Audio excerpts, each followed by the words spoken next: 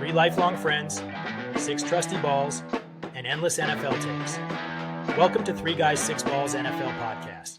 Welcome back to Three Guys, 6 Balls NFL Podcast. We are back with another episode. This is episode 6. Last week, we talked about some mid to late round prospects in the upcoming NFL draft. This week, we've got a few more. Avery and I didn't get to finish our guys last time, but we've also prepared a few more guys to talk about this week. Before we get started, a couple things. Just want to give a shout out to Tim from Answer the Call podcast. We were guests on his show yesterday, and we had a lot of fun. So just want to say thank you to him for having us on, and we appreciate the good time. So go give him a follow and listen on Spotify, and follow him on social media channels as well. The second thing is we have another trivia question for you guys today. Good golly. All right, let's do it. All right. You're going to get this one. All right. Hands up, no Googling. I already know. He told me the answer earlier. I did not. Right. Okay. Yeah.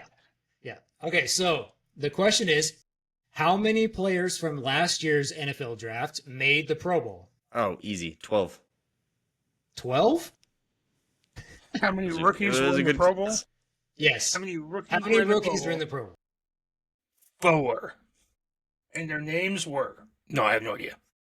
0? I'm going to say 1.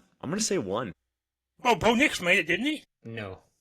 Dang it. Which, when you hear one of the other names, you'll be surprised that he didn't make it. There was a QB, though, right? A rookie QB who made it? The Washington? No, I don't think it was Jaden Daniels, was it? It was Jaden Daniels. God darn it. Okay, I'll give you the answer. There's 5 other players in addition to Jaden Daniels. 6 total. Yeah, that was what you told me. Yeah, 5. Yeah. No, 6 actually. 6. Take it. Can you name the other 5? No. I'm thinking the other 5. Were there 6 total? Yeah, 6 total. I'll let you. Jaden Daniels and 5 more positions. I'll let you look up. I'll let you look it up. I'll let you look up the first. They're all first round draft picks. Well, give me some positions. You want me to give you positions? I mean, it's too late now. I've already looked it up. I already know. Drake May made the Pro Bowl? Hey, you're not supposed to look up who made the Pro Bowl. Well, I thought that's what you wanted me to do. No, I said said look it up. I went on to Wikipedia, and it just highlights the players that made the Pro Bowl. I said look up first round draft picks. Oh, well, Wikipedia just gave me the answer inadvertently. I super didn't do that. Interesting. Okay, so then what's the answer? The answer is Jaden Daniels, Drake May, Malik Neighbors, Brock Bowers, Jared Verse, Brian Thomas Jr., and that's it. That is correct. Jaden Daniels barely counts, though. No, Drake May barely counts. Well, Jaden Daniels was picked but didn't play. How honestly did Drake May make the Pro Bowl? Like, that's no disrespect to Drake May, but how did he make the Pro Bowl with the stats he had? Pro Bowl's not about stats. The Pro Bowl's about your community voting you in.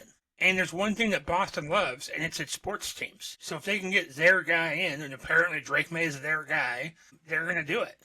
It's the same way Peyton Hillis was going to cover a Madden 12 or whatever it was. Oh, yeah. Oh, he was like the 16th best quarterback last year. Drake May? Drake May, yeah. Yeah, Drake May. He didn't even have good stats. That honestly, 16th surprises me. That seems too high. Like, how does Bo Nix not make it, but Drake May does? Well, different conference. Wait a minute. No, that's the same conference. I know. I was kidding. As far as QB rate, he had the 16th best QB rating. That's just what I'm basing that off of. Bo Nix was even lower. Guess where Dak Prescott ranks in 34 quarterbacks? 35. 29. It's pretty good, huh? Yeah, MVP right there. Daniel Jones beat him. Daniel Jones. Deshaun Watson beat him. No, that's shameful. That's shameful. No, he's not even on here. Dak Prescott should feel ashamed of himself for that. Bo Nix beat him. All right, well, let's get into our guys. Let's get to the point of the podcast. Oh. All right, Avery, it's your turn. Give us your last guy from last week who we didn't get to. All right. I kind of wanted to do the kicker first, but we do this guy. I'll do the... Terrance Ferguson. It's too late. I just said his name. You can't put that back in the bottle. We can, though. No, it's impossible. It's impossible. Do it. Terrance Ferguson. I like him. He's the 5th I'd say he's probably 4th or 5th best tight end. I don't even think necessarily he'll be tight end 1, mainly because he's not that great at run blocking, or at least that's not one of his elite strengths. But dude was solid. Didn't have a crazy, I wouldn't say productive year stats-wise. The team was productive, and there were a lot of other targets, so I don't really look into that. In fact, it kind of makes me second-guess a lot of other players when I look at stats. Unless they are, the top option, then it's like, well, I mean, you're going to get as much as you possibly can until they stop it. I like Terrance Ferguson a lot. I think, and it's not biased in any way at all. I like honestly most of the tight ends in this class. I know we've kind of talked about that before. It's a pretty deep tight end class. And I think similar to the running backs, I think this will be a little less so than the running backs, but I think this will be one of those classes where the first guy taken, although I love Tyler Warren, I think he's really good. I think there could be a lot of stars that come out of this. I don't want to say anything like, Gronk or Kelsey, but I think there's some solid players here, and I think they can be utilized a lot. The other thing is I think Ferguson will fit better on a passing team. I think he's nimble enough to be out there. I see him as a little bit more of a receiving tight end, mainly because he can't block as well as some of these other guys that could possibly even be just athletic linemen. But I see him probably going, I would hope, early second round, but I think he will fall to the 3rd. I would agree with that. I think one thing that's hard to evaluate is tight ends. Just you look at Travis Kelce, he was a 3rd round pick. And then you got a guy like George Kittle, he was a 5th round pick, I believe. And you've seen a lot of tight ends in the 1st round who just don't pan out. Why do you guys think that is? Like, why do you think it's so hard to evaluate the tight end position? I think they're being asked to do so much. They're supposed to block like an offensive lineman and run routes and catch like a receiver. And so finding somebody who can actually do most of that semi-well is incredibly hard to judge, because it's either you get a guy who can just run routes and play catch, or you get a guy who can block well, and you don't often get both. When you do get both, and at least get somebody who can at least help chip an edge rusher or an outside linebacker just enough to get the tackle some help, it's just a rare talent. That football IQ has to be incredibly high. There's a lot of other positions that are kind of hard to evaluate too, quarterback being one of them. But I just, it's interesting that tight ends often that are drafted in the 1st round just don't pan out. One thing before we move on from Terrance Ferguson, so he actually set school records for a tight end. And so you can see by these records, Oregon doesn't typically use their tight ends a whole lot. So the record here is he had a record for career receptions for a tight end, which is 134, and receiving touchdowns, which is 16. And then he was 20 yards shy of the receiving yards record for a tight end. That record is actually held by Ed Dixon. Do you guys remember him? Oh, yeah. I do. Yeah. So I do. So interesting. Part of that is like career stuff. It's kind of the same thing with, I'm going to bring this back to basketball as I normally do, Jordan versus LeBron. A lot of it is like, well, I mean, yeah, LeBron's been playing like already, like has had like duration wise, like twice the career that Jordan has. It's one of those things where like, I don't care if you're around for a long time, but when you're in it, do well. And I think that's one of the things whenever I see career stats, especially now in college basketball where everyone's playing 5 years. Carolina had a guy that had 5 years to score more points and broke a record. And it's like, yeah, doesn't feel right to like celebrate. It's like, I mean, you had an extra year. You couldn't even do it. If anything, like you should have obliterated the record. But it's the same thing with kind of Terrance Ferguson, because his senior year, it wasn't anything spectacular as far as, like I said, like padding, stats or anything. But it was because I know he started for 2 or 3 years. It might have been 4, or at least played 4. But yeah. I know I said one other thing last time, but one other thing. Terrance Ferguson was the fastest tight end at the combine. So there's that. He's a speedy boy. He does have some speed for a tight end. He's ginger too. I wasn't going to bring it up, but it's important to say. I feel like you had a double bias there. One is an Orkin fan, and 2 is an almost ginger yourself. So don't mind the double bias. We gotta stick together. So he's Andy Dalton's cousin. Okay, there we go. Yeah. All right, so I'm gonna get started with my first guy here. So This is Devin Neal, running back from Kansas. When it comes to Devin Neal, I feel like he's an underrated running back in a stacked running back class, like we've talked about several times. When it comes to running backs, you don't get a guy who's much more consistent than Devin Neal. He had 3 straight seasons in college with over 1,000 yards rushing and 2 straight seasons with over 1,200 yards rushing. And then he had at least 8 rushing touchdowns in each of his 4 years in college, and then 16 in each of his last 2 years. So this guy's just been a model of consistency throughout his entire college career. I would say that's a big strength because a lot of running backs just have like 1 year of production. And part of that is because they sit behind other guys who are in the NFL or, for whatever reason. But he was a big contributor. He was a starter for almost his entire career, and he was just consistent. So NFL scouts looking at this guy, if you're looking for a workhorse running back who you just want consistency out of the position, then this is your guy. And then one thing I really like about him too is even though he has 4 years of carries under his belt, which some people might see as a negative, he never had one season where he had a ton of carries at a time.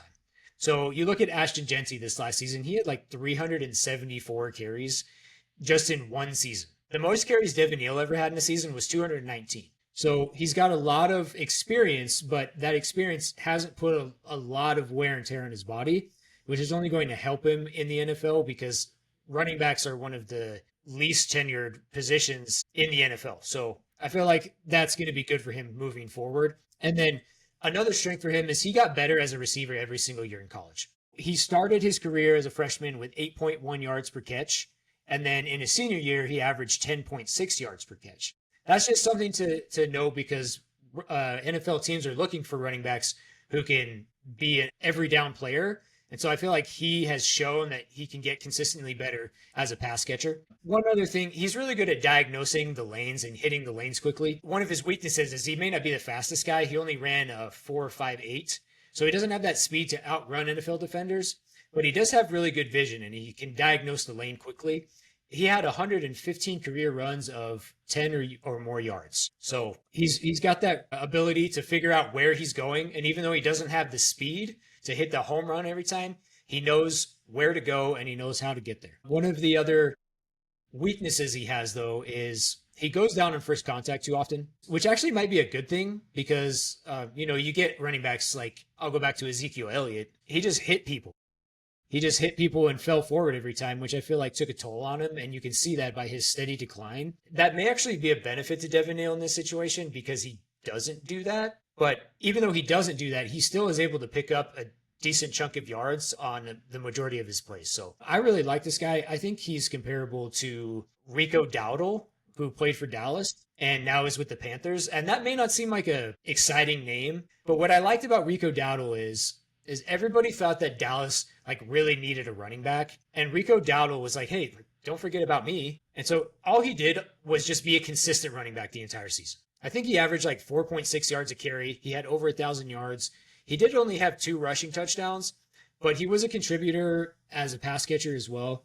And so I think that Devin Neal can come in and be a guy like Rico Dowdle where he'll just be quietly effective. I don't think he's going to be a guy who's going to be like a super exciting running back who's going to have 1,500 plus yards, but I think he's going to be that quietly effective player. Question for you, Joel. Given last year's rookie draft class, if Devin Neal had come out last year, like a lot of people thought he may, before he declared for a senior season, where do you rank him against last year's draft class?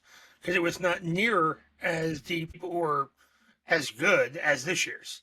So where do you put him stacked up against last year's? So we had Jonathan Brooks, Texas, Blake Corum, Michigan, Jalen Wright, Tennessee, Trey Benson, Florida State, Bucky Irvin, Oregon, Ray Davis, Kentucky, Marshawn Lloyd, USC, Tyrone Tracy. I mean, not a lot of these names we heard a lot all season long. There are some. Isaac Grendo. I probably butchering that name like I do the rest of them. No, that was right, actually. Oh, good golly, shocker. We heard Bucky Irving a decent amount, Isaac Grendo, Will Shipley from Philadelphia, but he was sitting behind Saquon, so we didn't hear a lot from last year's rookies, and it just seems to be a completely different script this year. So, what do you think? Sorry to throw you the curveball question there, but what do you think? Are we going based off of what I know now, like who's the productive running backs from that class, or based off of what we didn't know before this last season? Yes. Yes. I would say, I mean, I guess my question is still a tough question because we don't know what he's going to be in the NFL. Right. But I mean, if we're basing off of what we know now, I would put Bucky Irving at the top because he was the most productive running back. I mean, I think either way, though, I think I would put him in top 3. That's fair. Just because he's in this class, I think he is going to get pushed down. I think he's going to be probably a 4th round player. I've honestly seen him anywhere from the 3rd to 6th round, but I think he's going to go in the 4th. I think he should go higher than that. I think he deserves to go higher than that. But I think he's going to be an underrated running back in this class who could end up being one of the better running backs. That's most of them too. That is, yeah, actually. But I guess we'll see. I mean, anybody not named Ashton Jeanty or Omarion Hampton, people just aren't regularly talking about them. As we mentioned last week and yesterday on Answer the Call, there are 8-9 guys at minimum who come out of this draft class that could be potential starters year 2 in the NFL. Because they come in and they just do the work. Yeah, when we were on Answer the Call, I asked Avery a question.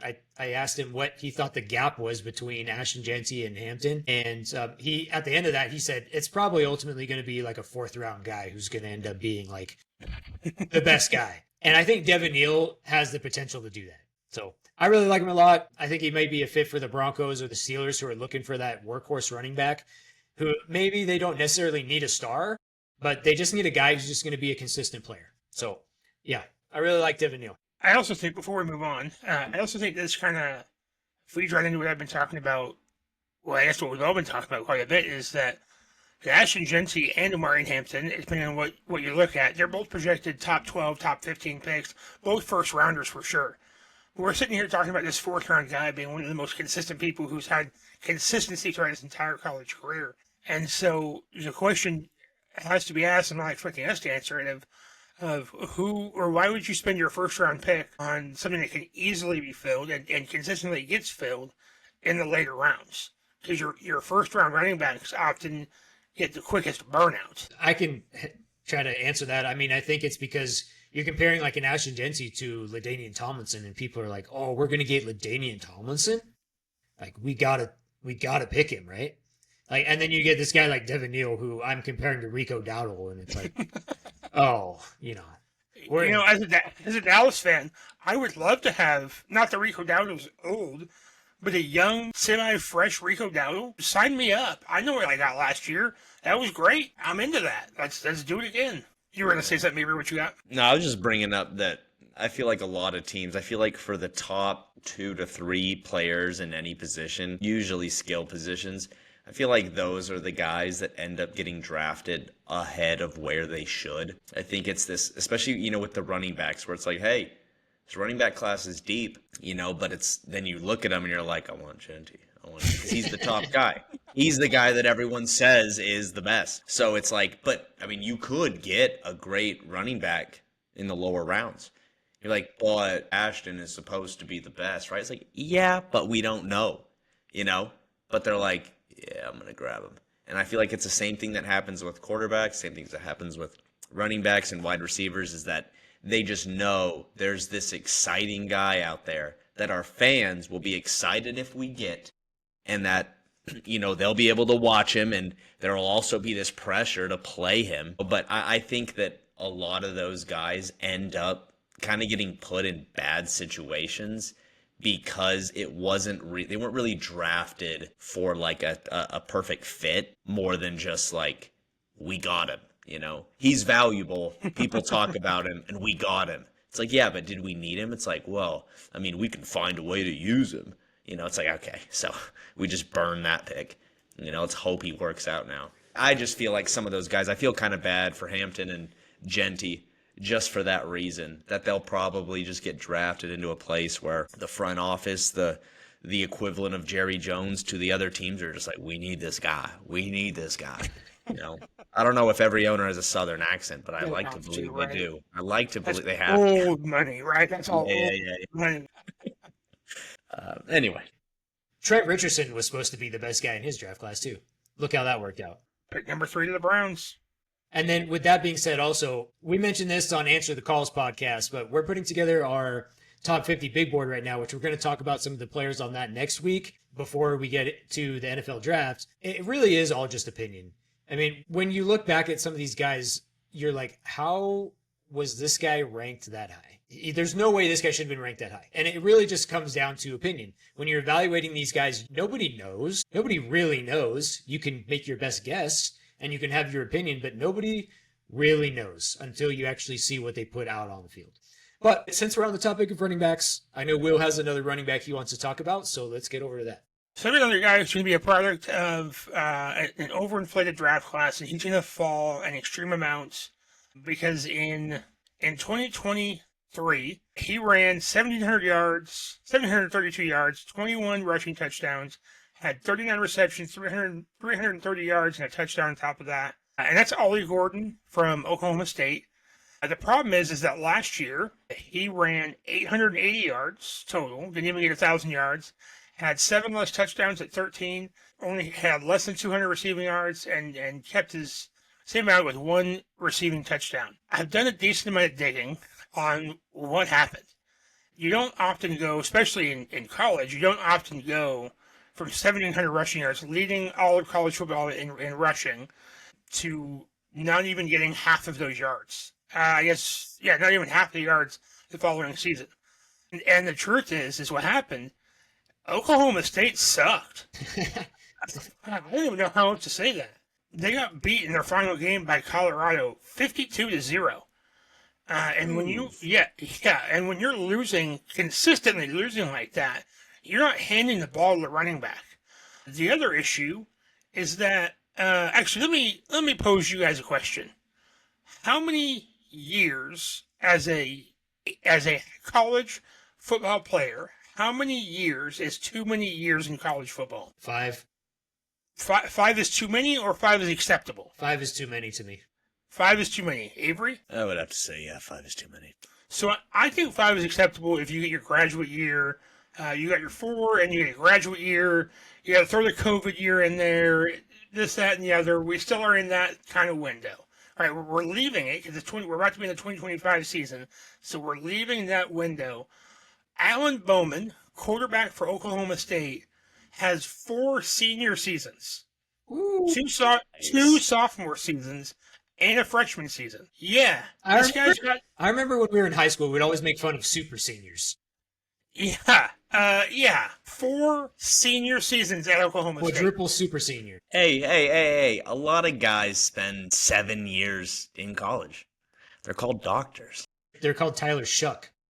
I have no issue with graduate degrees or doctorate degrees or anything like that. That is not my argument here. But when you've got college football stats dating back to 2018, oh my God. Maybe it's time to stop playing college football, pal. And truly, he threw in 2023, that offense was buzzing. He had 304 attempts. He threw for 3,400 yards, 15 touchdowns, 14 interceptions. We don't need to talk about that. Honestly, had a pretty good season overall, and he had Ollie Gordon right behind him, who ran for over 1,700 yards. And 2024 shows up, and he throws for 1,000 less yards on 100 less attempts. I mean, that's 10 yards per attempt less. Their offensive production just sucked. I don't even want to be polite about it. They were terrible. I don't know if they lost all their linemen and they were unable to play football anymore, or if the coaching was bad. Same head coach, though. Same mullet head coach, Van Gundy, right? No, that's basketball. Yeah. I was going to say, are you thinking of basketball? And Jeff? No. Hold on. Oklahoma State football head coach. It is Mike Gundy. You know what? I was not that far off. You were on the right track. You're on the right track. Van Gundy, Mike Gundy. That is not that far off. So anyway, it's true. They've had the same head coach out there at Oklahoma State since 2005. So it's not like the coaching's changed. It's not like the program's changed. The mullet that Mike Gundy has, definitely the same mullet. Since we're talking about bad haircuts, we might as well just get it out of the way now. I was waiting for it. Although I do love a mullet, you will see me on this show with a mullet. That will happen. I will cut down to just a mustache. The beard will go away. I'll get just a mustache. I'll wear a mullet. It'll be natural in the back. It'll be flowing. I won't wear a hat for a while. What will it be in the front? Absolute business in the front. Hell yeah. So I love a good mullet, but I don't love whatever you call Mark Davis's hair. It's a wannabe. It's a short bangs. It's a short bangs mullet. Who knows? Anyway, not the point. I don't quite understand the truth behind how Oklahoma State football took such a huge dip. But Ollie Gordon was really the brunt bearer of that. I think he didn't have the option, as he's not a redshirt junior. He's a true junior, and you have to wait 3 years after high school before coming to the NFL. And so he wasn't eligible for the NFL last year, but if he was, he's RB1 coming out of college last year. He did have the arrest with suspicion of DUI, open container, all that, speeding, whatever. Listen, I'm not excusing that, but if we start marking all these guys off for all the one-off bad behaviors that we have, then we're not going to have anybody. He is projected. I think he's projected in the 5th round right now. He could possibly slip. He's a day 3 guy. He is the best guy going in day 3, no question. Whoever gets him in the 5th, possibly 6th round, it might truly be the steal of the draft. It might be, oh gosh, it might be the Brock Purdy of this year's draft. Oh, I know. I had to warm myself up for that one. Where they're going to pay this guy a nickel and hand him the ball 37 times a game. And he's just going to go, yes, sir, may I have another? Because he is a workhorse back who's just going to put in the work and just, okay, another one. DJ Khaled out here, another one. And it's going to be an amazing success for whatever team can get him. He's going to come in. I'm sure he's going to just tear through rookie training camp, OTAs, just wow everybody. Oh, this guy was a 6th-round pick? Yeah, well, so was Tom Brady. So, good things come in the late rounds, and Ollie Gordon's one of them. I think that might actually be the first player that Will's actually, really liked. This is the first guy we've talked about in this podcast I've actually liked. Hey, he said, I don't hate anyone this time. Yeah, I don't hate someone this time. Yeah. I really like Ollie Gordon as well. I did some math here with his stats because I was interested to see why he had that dip in production. Nerd alert. Yes. I knew it was coming. I'm a stat nerd. Okay, so you look at his 2024 season compared to 2023. He had 190 carries in 2024 versus 285 in 2023. And Will mentioned that the reason for that is because they were always losing. So when you're losing, you can't give the running back as many carries. If you times his average in 2024, which was 4.6 yards a carry, by 285, which was his carries from 2023, you get 1,311 yards. That's pretty good. It's not 1,700, but that's pretty good. That's pretty consistent to go from 1,700 to 1,300. And then in 2023, he had 21 touchdowns on 285 carries. That's one touchdown for every 13.6 carries. In 2024, he had 13 touchdowns on 190 carries.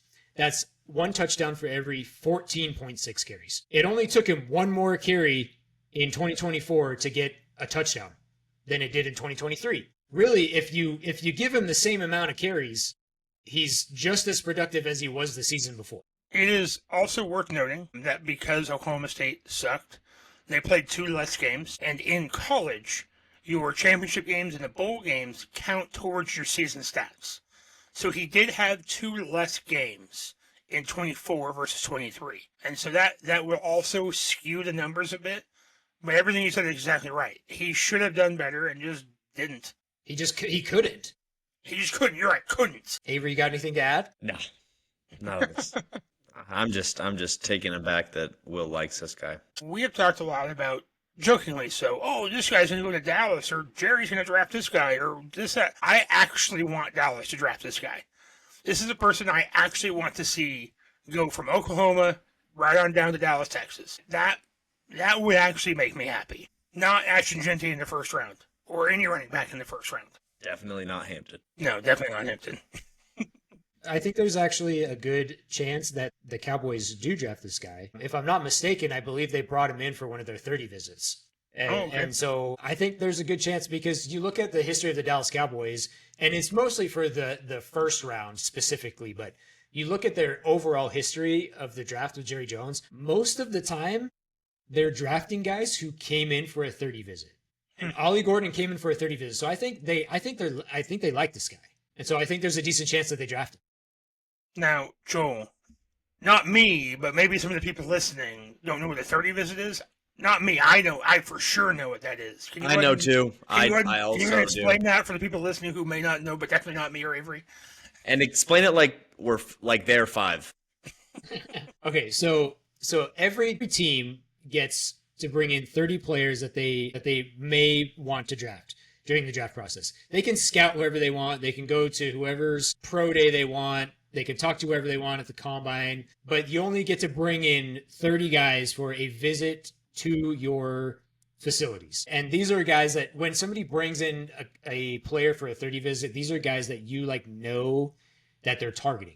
It doesn't necessarily mean that they're going to draft the guy, though. Like CeeDee Lamb didn't come in for a 30 visit to the Cowboys. And that's because the Cowboys didn't think that he would be available when they picked him. So it doesn't necessarily mean that they're going to draft one of those 30 guys.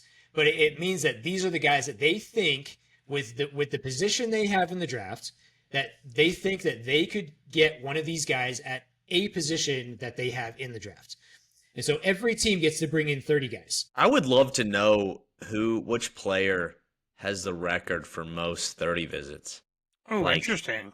Like it would obviously have to be lower in like the bottom of the first round or early second, where like every team thinks they have a shot and they're like, this guy's an interesting guy, we should bring him in.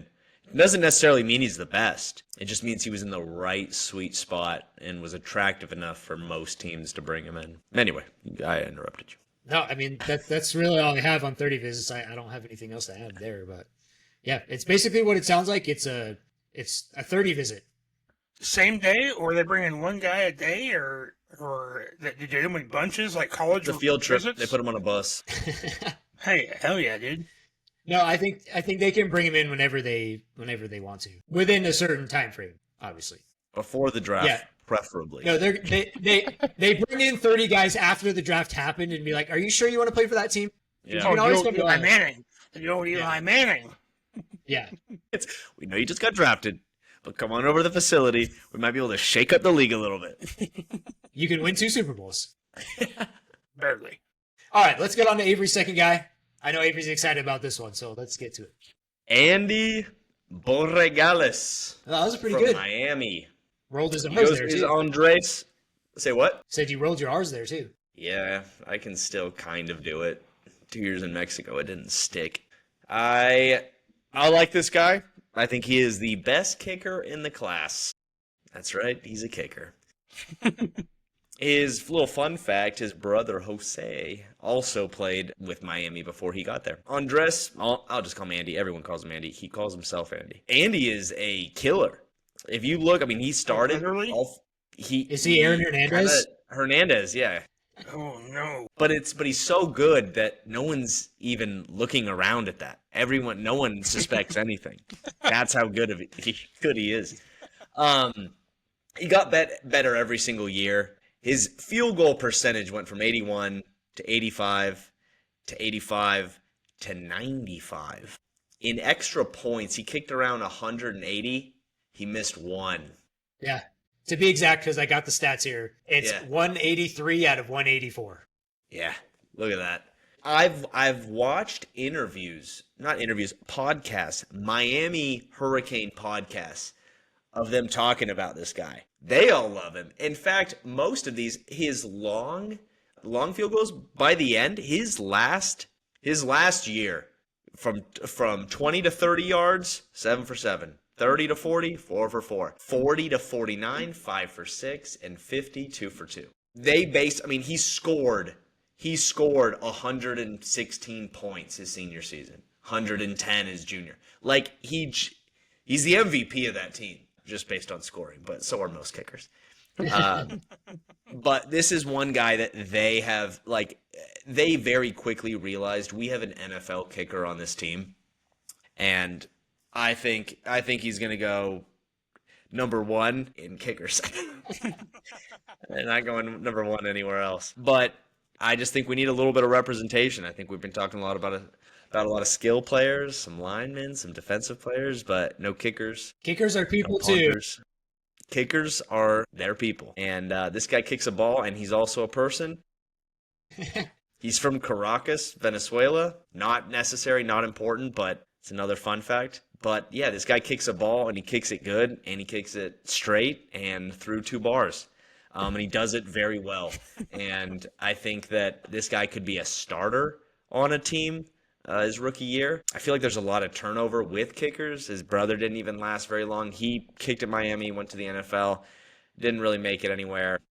And it's just one of those positions where it's like once a team has a kicker they like, they're kind of locked in. I mean, they're not getting hit. They can go forever. Like what's his name? Mason. Let's say it.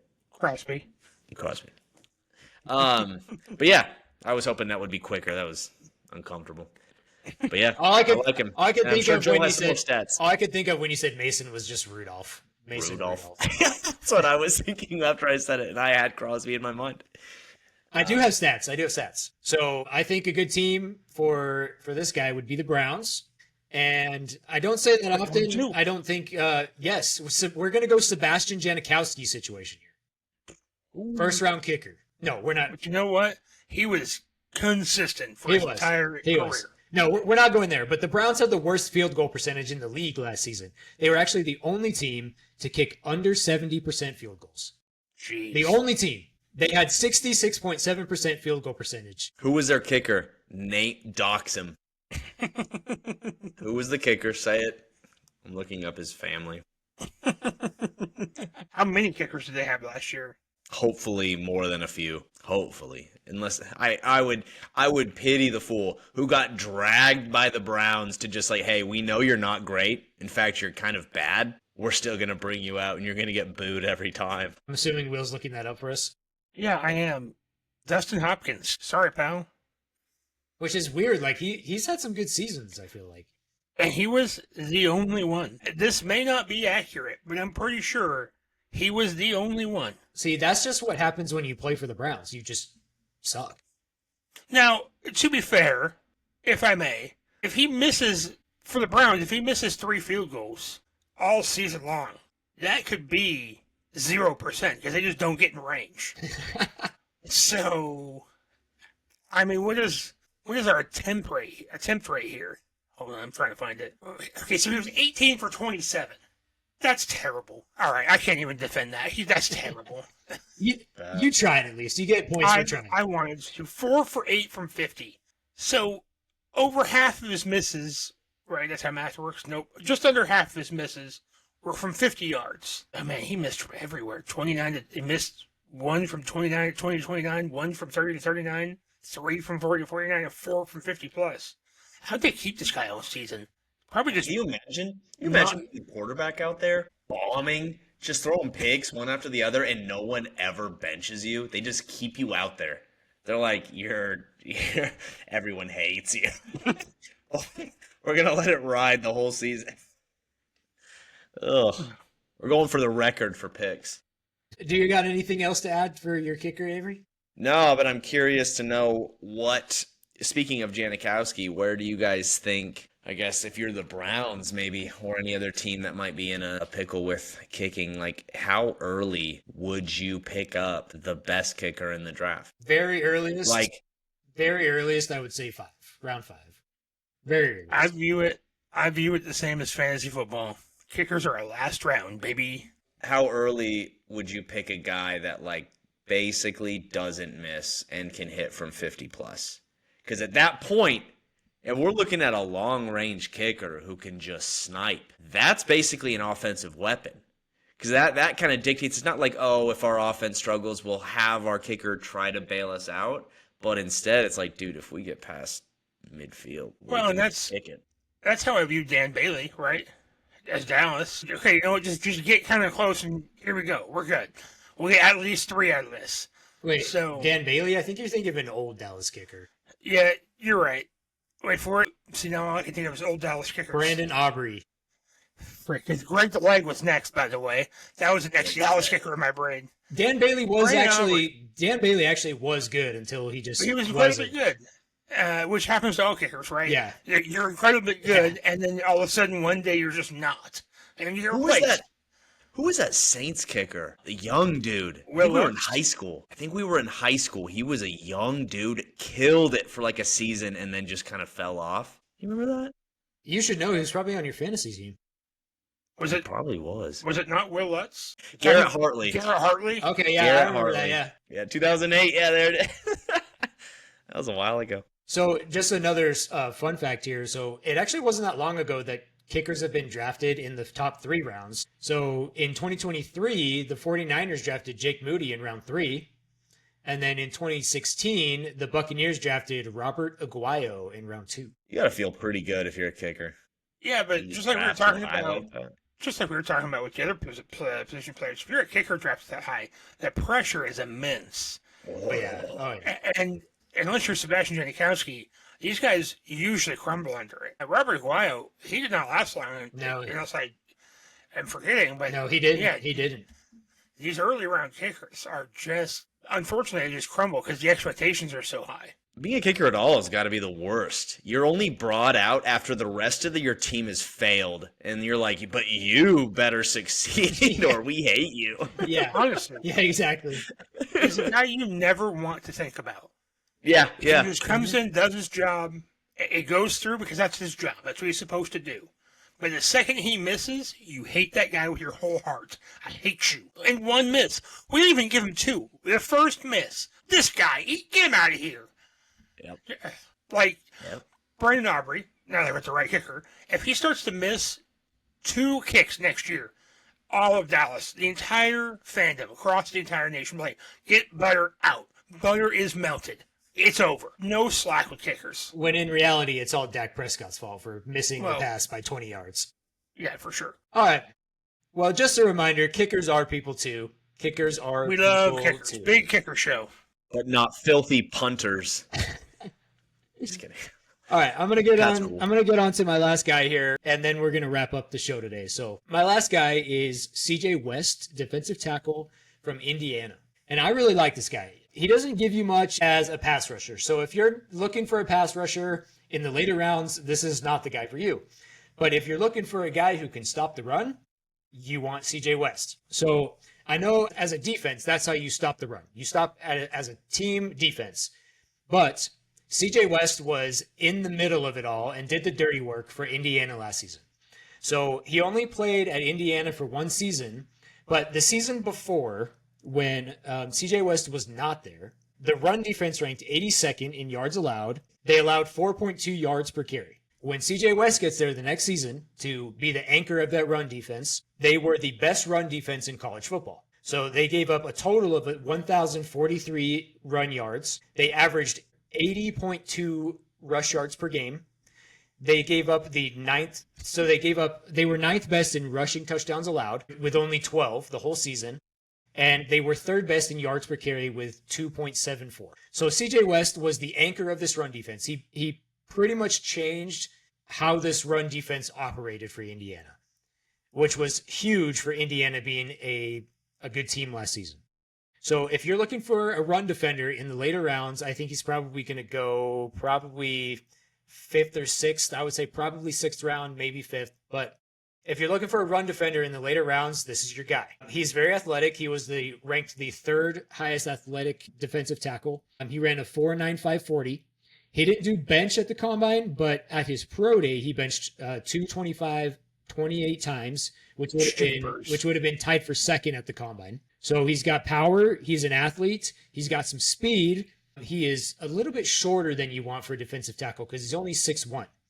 However, he's 316 pounds. So he may be shorter, but he's wider. You look at a lot of these top guys, they're 6'5", but they're 290, 6'4", 295. This guy's 6'1", but he's 316 pounds. So he may not have the height that you want, but he's got the mass. That's what he is. He's a big mass in the middle of that run defense. So he's athletic. He's quick off the line. He's strong at the point of attack. But with all players who aren't tall enough or big enough, his weaknesses are he has short arms and he allows the offensive lineman to make first contact. And just probably the biggest knock is he just doesn't have a lot of pass rushing moves. But again, that's not what you're looking for when you're looking at CJ West. You're looking for a guy who can help you stop the run. And I mean, I know we talk about the Dallas Cowboys a lot on this show, but I think he'd be a great fit for the Dallas Cowboys because they just consistently have problems stopping the run. I think Will said it on Answer the Call that they haven't had a good run defense for like 24 years or something like that. And I don't know if you knew the exact number. I think you were just throwing out a big number there. But Yeah, it was a year after they won the Super Bowl. yeah. So what, 30, what's that, 30 something? 30 years? Oh, you know what? You're right.